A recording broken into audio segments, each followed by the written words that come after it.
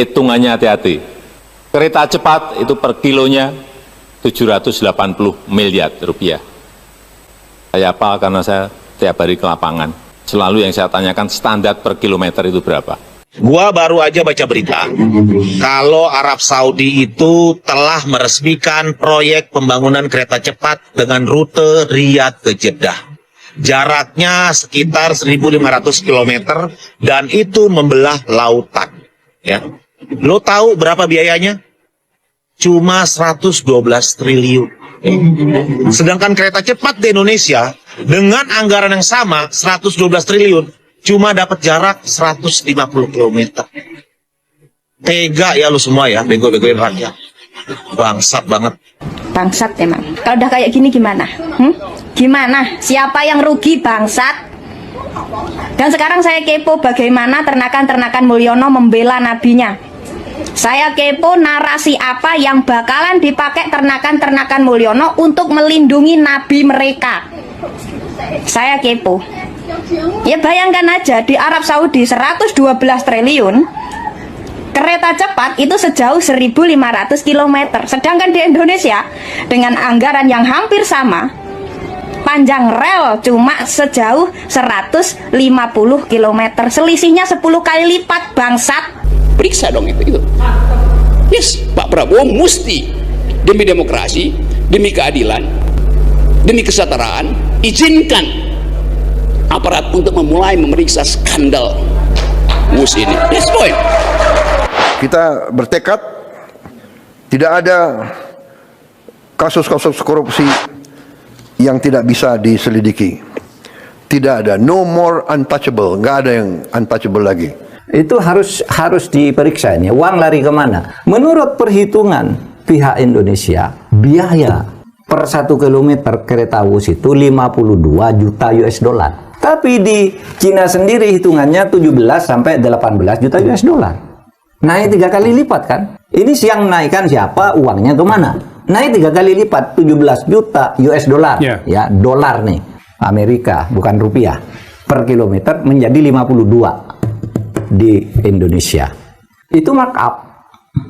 Harus diteliti siapa dulu yang melakukan ini. Kalau berkaca dari anggaran dan panjang rel kereta cepat di Arab Saudi, harusnya dengan anggaran segitu, setengah dari Pulau Jawa itu sudah terbangun kereta cepat. Tapi sialnya di tangan Mulyono dengan anggaran segitu besar, kereta cepat cuma terbangun Jakarta-Bandung. Itu pun nggak Bandung-Bandung banget. Nah, kalau Tom Lembong kemarin aja bisa divonis bersalah padahal tidak korupsi, divonis bersalah hanya atas landasan kebijakan yang merugikan negara.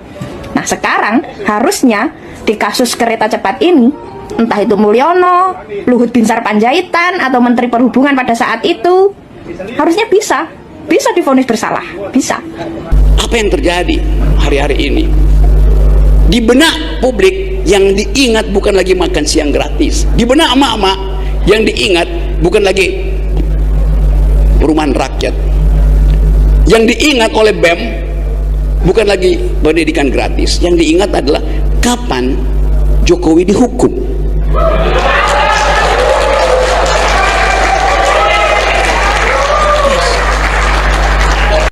Dan sejarah akhirnya memberi jalan secara perlahan-lahan, yaitu melalui skandal kereta api cepat.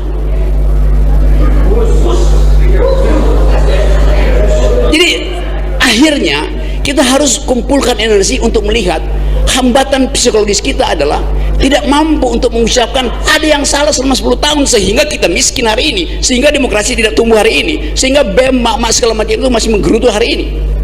Kan backmind itu yang kita sebut deep psychology-nya ada di situ. Dan kelihatannya mulai terjadi pembentukan opini bahwa memang mesti ada yang dihukum, bukan karena dendam, sebagai pelajaran bahwa kesalahan kebijakan boleh aja, tapi kalau kesalahan kebijakan itu dimaksudkan untuk ngumpulin uang, nah itu mesti dipersoalkan. Dan kelihatannya soal WUS ini akan jadi burning issue untuk memulai satu tradisi bahwa di dalam demokrasi, bahkan pemerintahan yang mendampingi pemerintahan existing hari ini di masa lalu berbuat korupsi, tetap pemerintah yang existing hari ini periksa dong itu.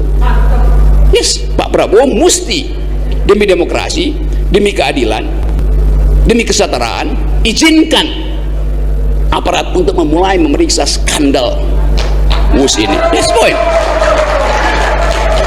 Jadi sekali lagi, kalau ada orang yang bertanya, Rocky Gerung pro kereta cepat apa tidak? Saya pro kereta cepat, karena akan ada jalur baru yang memungkinkan seseorang dari Solo cepat-cepat tiba di Cipinang. Terima kasih. Untuk termul nih, lu lihat baik-baik video ini nih. Pak, terkait bus yang sekarang tidak APBN gimana Pak? Tanggapannya bus yang sekarang tidak pakai APBN gimana Pak? Bus Pak, kereta cepat Pak, gimana Pak tanggapannya Pak? Sekarang kan udah nggak pakai APBN Pak. Harapan untuk Pak Buat Pak Jokowi, kok ditanya tentang kereta cepat WUS diem, giliran ditanya anaknya lanjut apa kagak cepet, jawabnya 2 periode.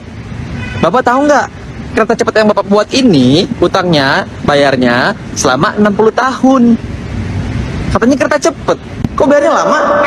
Ya gimana nggak lama, anggarannya 113 triliun. Ya lagian lah, kita tetap harus bangga karena kereta cepat ini bukan cuma tentang transportasi, tapi juga tentang simbol. Kalau anak cucu kita belum lahir aja udah punya utang karena Jokowi. Ada 10 modus seperti ini yang dilakukan oleh Joko Widodo. Oke. Satu adalah infrastruktur, jalan tol juga begitu. Jalan tol itu Pak Abraham, itu anggaran biayanya naik 3 kali lipat sejak Joko Widodo. Biaya pembangunan jalan tol dari 80 miliar per kilometer yang dalam kota, sekarang menjadi dalam kota itu 300 miliar per kilometer. Kong kali konya di mana di situ? Itu pembelian ruas tol swasta dan mafia tanah. Nah, yang kedua, utang. Utang itu dari bunga 2% menjadi bunga 7%. Siapa yang menikmati? Nanti kita bahas. Jual beli hukum. Clear sekali siapa yang menikmati. Ini nanti kita bahas juga. Yang keempat, PSN, proyek strategis nasional. Banyak. Yang kelima, di BUMN banyak. Yang kena ekspor impor. Saat Jokowi semua ekspor melonjak 300%. Gula, apa namanya, garam, beras, 300%. Yang kelima tambang, ini begitu juga. Yang ke-8 pemberian izin lahan hutan selama Presiden Jokowi 6 juta hektar. Yang ke-9 adalah bantuan sosial. Bansos kan udah dibuka mulai kan, tapi tidak pernah dibuka. Dan ke-10 adalah COVID. Ini semua proyek-proyek yang harus diperiksa oleh harus periksa. Nah, saatnya kita bahas satu demi satu di meja ini untuk kita supaya publik tahu apa yang terjadi di semua itu, modusnya seperti apa. Kita bahas modusnya apa, siapa yang keroknya, kerugian negaranya apa, pelanggar hukumnya. Oleh karena itu, kalau menurut Pak Said ini harus dibuka supaya kita mengajak publik supaya bisa peduli bahwa ada kerugian negara yang dampaknya juga nanti pada publik sendiri Karena kan kadang publik itu tidak menyadari, Pak. Dia pikir, wah ini kerugian negara ya dirasakan oleh negara sendiri. Padahal dia nggak tahu, gara-gara kerugian negara dia harus menanggung. Dia nggak benar. Nah, itu yang kita harus sampaikan ke publik. Dan saya pikir ini saatnya kita buka 10 modus korupsi Joko Widodo yang harus kita